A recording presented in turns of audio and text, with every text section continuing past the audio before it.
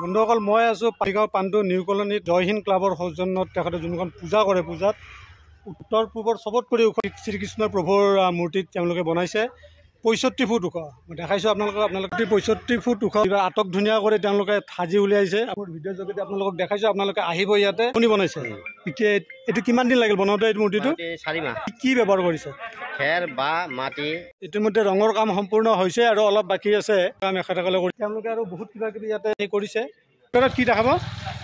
বিষ্ণুৰ 10 অৱতাৰটো ডিসপ্লে কৰা হ'ব মানে এটা মূৰ্তি থাকিব পুৰা 10টা অৱতাৰৰ এটো দি আপোনালোকে শো কৰিম ইণ্ডিয়া ভিতৰত মাটি দি উঠোৱা ইমান ডাঙৰ ফাষ্ট মূৰ্তি সংঘৰ পৰা তেওঁলোকে জনাইছে যে গোটেই ভাৰতবৰ্ষৰ ভিতৰত প্ৰথমটো মাটিৰে ৬৫ ফুট ওখ কৃষ্ণৰ মূৰ্তি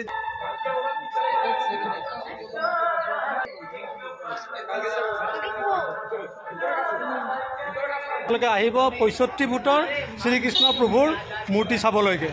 পালিগাঁও পাণ্ডু নিউ কলনী জয় হিন্দ ক্লাব হেপী পূজা সকলোৱে আহি যায়।